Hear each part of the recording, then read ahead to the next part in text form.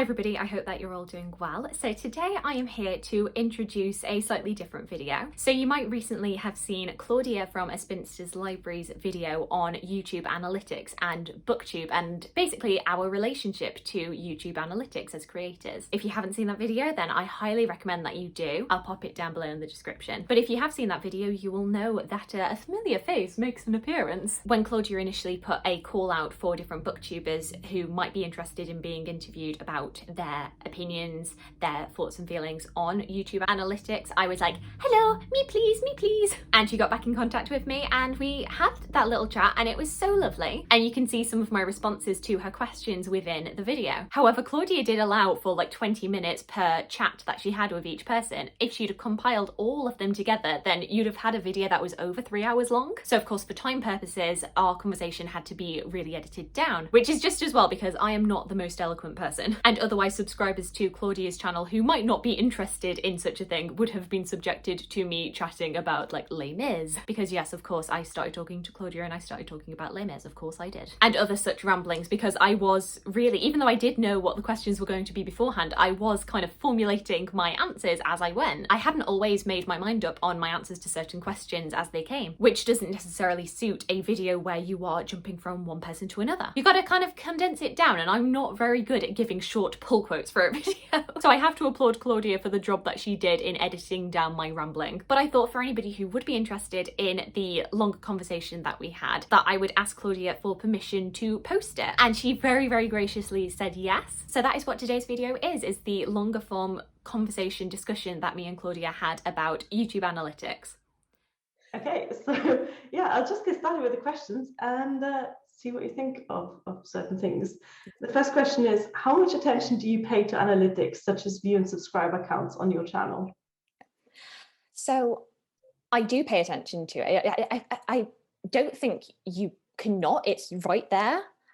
So yeah, definitely, like if I'm posting a video, then pretty much within that half hour, I am checking things.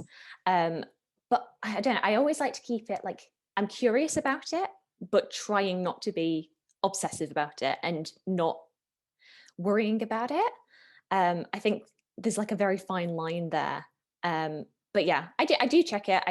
I do see it daily. But I'm not going to be worrying either way. That doesn't always work, to be honest. But yeah, just curious, try and maintain like curious but not obsessive level of interest. YouTube doesn't make that easy, does it? Because right there on the front page is like, oh, your last video was 9 out of 10. Yeah. That leads me to question number 2. How does it affect you when you look at those numbers? Yeah. So I notice, because I am checking, I do notice when something happens up or down. And I know, like, I knew from before I started doing the videos that I am somebody who is very prone to be a people pleaser and to want things to do well. I was always the teacher's pet at school. So like, and you know, you get grades. So in YouTube land, you get like your ranking and your views and how well it's doing. So I was like, okay, you are probably, if you think about this too much, you are going to obsess about it. So like from the beginning of starting my channel, I was like, you need to not take this seriously, and you need to like make it fun somehow. So for today, I did have a look at my subscriber count. I saw it had gone down 1 whole subscriber. And so my instinct is always just to be like really theatrical about it and be like, oh, how rude, how dare that person unsubscribe from me. And then it takes that like sting that could be there. Or like if your views are down, be like, oh, that's fine. So yeah. And now it's at a point where I'm like, it doesn't matter either way. And it's fine. Because otherwise you could just go away. I'm very similar about this, I think. On BookTube, are there certain types of videos that get more views than others in your experience? So definitely wrap-ups and hauls will always get a lot more than individual book reviews or reading vlogs. Anything that strays too far away from here are a lot of books bookshelf tour. I did a bookshelf tour, and that is the most viewed thing by a long, long way. But what I think is really interesting is that, especially if you're doing an individual book review of a book that a lot of people are interested in, it might not get a lot of views in the first like week or two, but they do build up over time in a way that wrap-ups and hauls don't, because they are very much like off the moment, off the particular month that you're reading the book in. So like when I've looked back at what over time have been the most viewed things, I've got the bookshelf tour, but then I've also got a review of Wolf Hall and then a review of Hamnet, and those are in like my top 5 because people do come back to it. And I'm always really surprised, like the Hamnet one especially gets, you know, it does the like your views over the last 48 hours, what were your top 3 videos, and that always ends up in there, even though I filmed it back in May or June. It's always getting views, which is very, very nice and quite gratifying. Yeah, I think my most viewed review video is Persuasion, because it's, you know, it's a book that people maybe have to read for school, and so they look up reviews for it and things. Yeah, Good old Jane. I've had the same experience, definitely. Have you ever made a video like what you described because you knew it was going to get more views?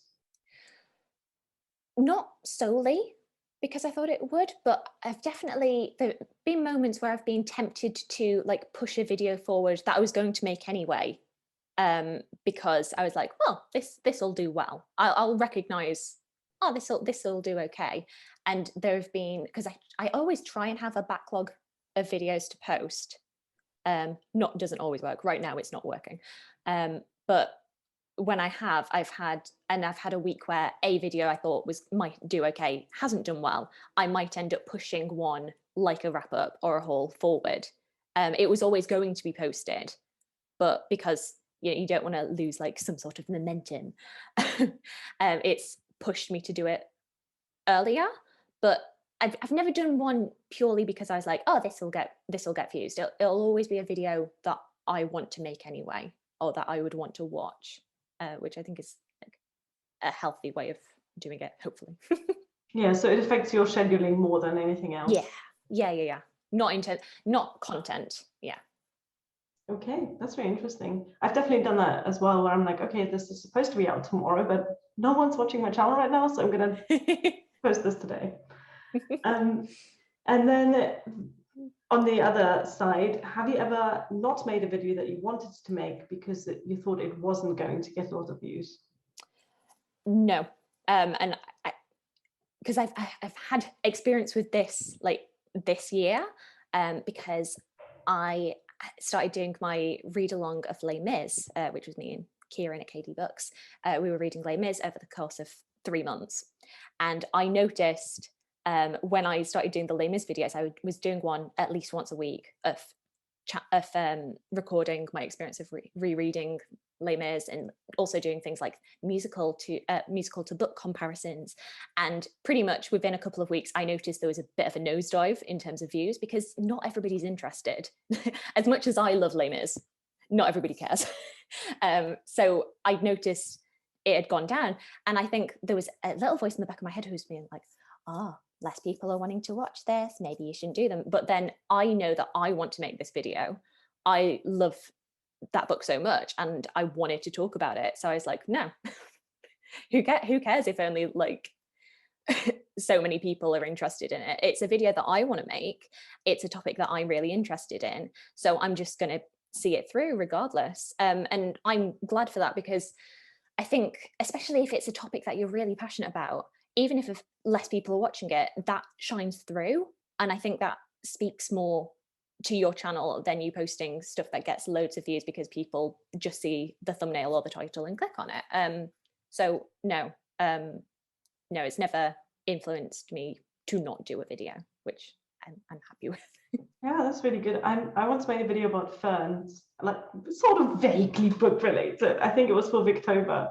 And like no one's seen it, but it's still one of my favorite videos. Yeah, but I knew no one's going to watch a video about plants on a BookTube channel. Like I knew that wasn't going to happen, but I still made it because it was fun.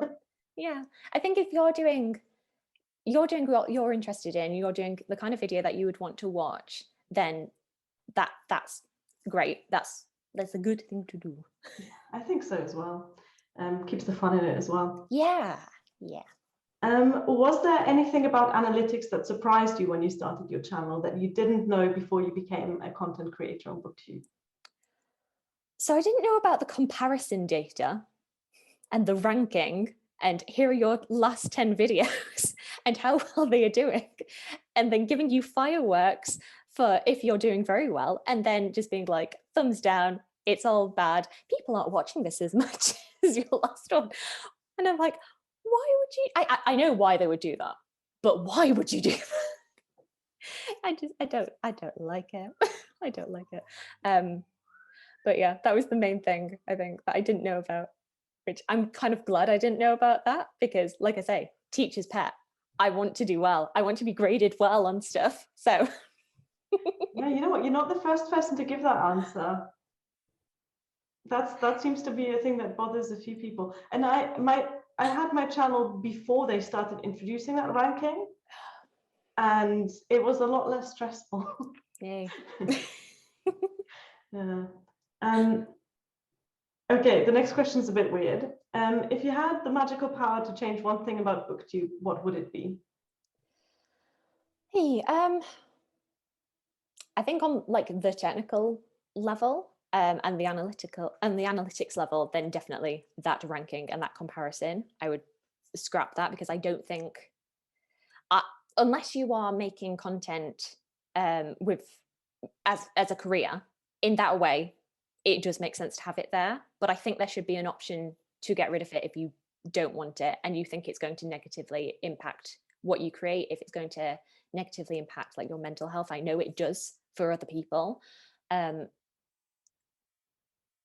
yeah, I think on that kind of side, I would give the option to scrap it or keep it, depending on what you're using YouTube for.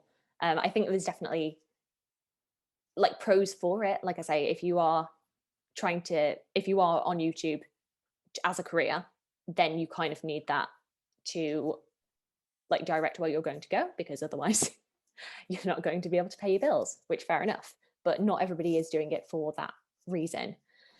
And then I'm not sure in terms of just generally on BookTube, I guess. It's more what I want more of, which is that I want more community and more people feeling like they can just be themselves and read what they want to. But yeah, basically not feeling like you have to read certain things to fit in with what everybody else is doing and what everybody else is reading. And like, it's definitely something that like I'll go into a bookshop and I'll notice something that I've seen everybody's talking about, and I am tempted to read it. But then I stumble over to like my section of the bookshop, which is like more like historical fiction and history nonfiction and classics, and I'm like, oh no, this is what I like. This is what I'm really passionate about. And I think just people being more comfortable to do that and being able to gauge what they're interested in rather than what they feel like they should be interested in. If that makes sense. No, I get that. YouTube doesn't encourage that at all, though. Unfortunately. But yeah, I like the idea of sort of having a customizable like analytics page. That would be quite nice. Yeah, because there's definitely bits of the analytics that are fun to look at, but then they aren't boosted up. Like getting to see like what your audience looks like, and who's watching from where. You've got to kind of dig around to get to that kind of stuff, and that's more fun and more interesting than this is how well your video is doing compared to last time. Yeah, I agree with that. I've got one more question. What do you want viewers to know that they maybe don't know about the behind the scenes of BookTube? Editing takes so much longer than you think it's going to. It takes so long, especially if you're like, I have so much admiration for people who film in like one take and can just get their words out without editing, because I cannot. And it takes so long. And I would post so many more videos if I could just film things and they'd be perfect and I could just upload it. But editing slows you right down. and yeah. So I'm glad. I know that I'm getting better at it as I go along, and the more you do it, the better you get. But it takes a long time. And I don't know if it's a viewer thing, but I think if somebody was watching and thinking about doing BookTube, another thing that popped to mind was thumbnails are not as important as I think people think they are, and you don't need to worry about them if you don't want to, because like my thumbnails are rubbish. I have like a very basic formula, and I can count on one hand the amount of times I've really put lots of effort into them. But I think unless you're really into like the artistic side and you want them to look nice and fun, don't worry about it. I hear people talking all the time about, oh, it took me an hour to do my thumbnail. I'm like, why? You could just get like a really cheap or like a free app on your phone and make it, and it'll be fine. And I don't think it makes that much of a difference. On BookTube, no, I don't think so. Maybe other sort of parts of YouTube, but yeah. You know what, the editing answer, I think every single person I've asked the question has said that, because people don't realize how much effort actually is behind it. I think it probably takes me about sort of 4 to 6 times the length of the raw video file to actually edit it, and in the end you just get like 15 minutes out of it. You sat there for hours editing it. It's such a long process. And I always think to myself, oh, this will be fine, I'll get this done in like a couple of hours. And the second you try and say that to yourself, it takes forever. I'm trying to find different ways of making it faster, but unless I can get myself to be a more eloquent person on the first time round, it's not going to happen. Yeah, it's not going to happen for me either. So there we go. Aside from a few like beginning and ending bits, that is the full interview that I did with Claudia. I want to say a massive thank you once again, Claudia, not only for talking to me, but also for allowing me to post this video. This was all your hard work, so I really cannot claim much credit on this. Once again, I implore you to please watch Claudia's fantastic video. And if you are a BookTube creator, do let me know your relationship to YouTube analytics. And if you are a viewer and you've never even heard about this before, what do you think? What do you think? What are your thoughts? I'd love to hear from you. I hope you're having a fantastic day, and I look forward to talking to you again soon. Thanks. Bye.